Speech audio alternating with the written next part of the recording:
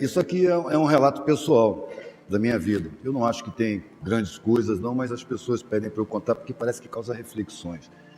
Eu nasci numa família abastada e tive acesso a uma boa escolaridade, a muito boas informações e vivi sempre num patamar médio-alto. Mas uma coisa sempre me incomodou, a existência da miséria, das periferias.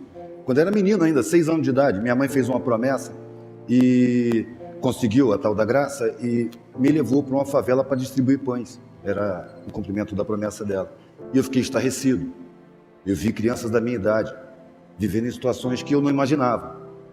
E a partir dali eu comecei a questionar a minha mãe, em primeiro lugar, no caminho de volta para casa. Por que tem pobreza? Por que tem miséria? Por que essas pessoas estão assim?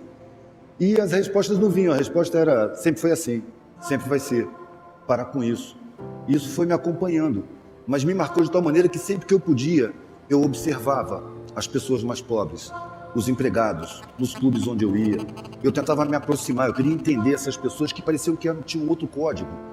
E eu conseguia a simpatia deles, mas não era a simpatia deles que me interessava. Eu queria sentir igualdade. Então eles me tratavam muito bem, mas quando eles se tratavam entre si, eu percebia que era diferente. Entre si eles falavam com igualdade, comigo eles eram gentis. E eu fui crescendo, uma angústia danada, sem saber o que fazer, sem saber, nenhuma profissão me interessava. Percebi que no meu meio social, nas crianças e nos primeiros anos da adolescência, aquele assunto era incômodo, ninguém queria falar sobre isso.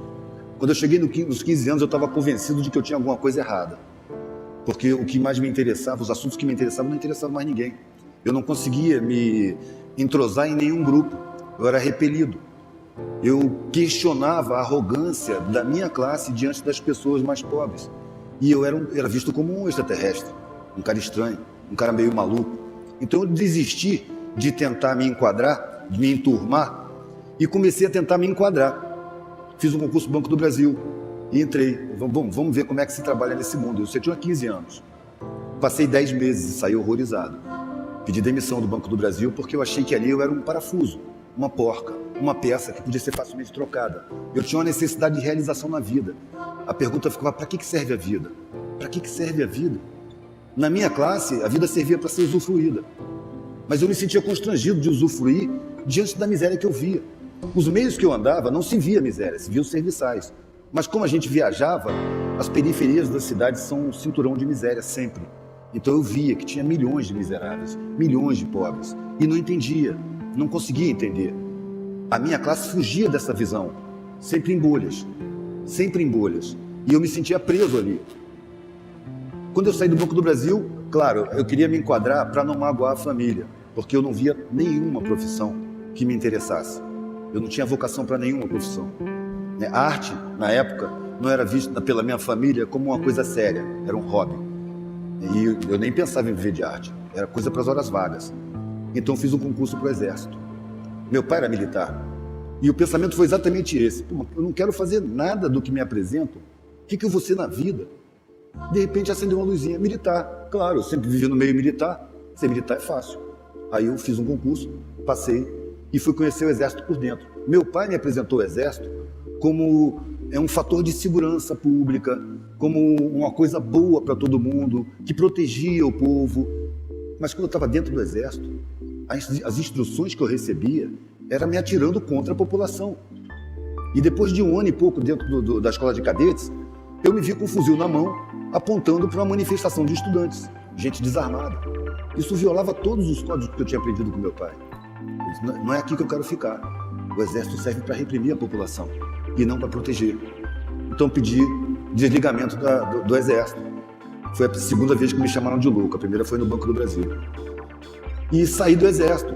E minha família ficou magoada e meu pai mais magoado ainda. Ele tinha muito orgulho de eu ser militar, seguir a carreira dele. Então eles pegaram e me resolveram pagar um cursinho pré-vestibular, o mais barato que tinha. Foi o primeiro contato que eu tive com gente saída do ensino público. E essas pessoas eram desinstruídas. Eu achava o conhecimento deles tão superficial que eu não acreditava. Eu falava com meus colegas, vocês foram vagabundos, vocês não estudaram. Vocês não sabem nada, vocês só sabem superfície das coisas. E um belo dia um amigo meu me trouxe uma prova do 3º ano do ensino médio, de uma escola pública. Eu achei que era brincadeira. Foi a primeira vez que eu senti que essa classe é sabotada, que a maioria das pessoas é enganada, que aquilo ali não é educação de verdade. A diferença da minha educação era tão brutal que eu já achei que era uma coisa intencional, não? Então, mantendo o povo ignorante. Com o tempo eu fui confirmando isso, mas na época era só uma intuição. Eu me guiei muito pela intuição disso, porque a razão me dizia que eu estava errado, a razão mandava eu me garantir. As pessoas me falavam, você tem que se garantir, você tem que se garantir. E eu percebi que o que eu estava garantindo era uma angústia eterna. Aí fiz vestibular. Pensei até em fazer em Belas Artes, mas a reação familiar foi tal que eu falei, não, tudo bem, tudo bem. Fui na faculdade, peguei os currículos e fui por eliminação. Onde tinha matemática, eu jogava fora. Onde tinha física, biologia, química, e fui eliminando tudo. No final sobraram 2 cursos, Belas Artes e Direito. Direito tá bom para vocês? Ah, Direito tá. Pelo menos isso. Lá fui eu fazer Direito. E entrei na universidade. E pela primeira vez, eu vi explicações para as minhas questões. Porquê da miséria, quem domina o mundo, como as coisas são feitas, como a política é influenciada pelo poder econômico. E fiquei encantado durante uns 3 meses. Depois eu percebi que era só conversa fiada,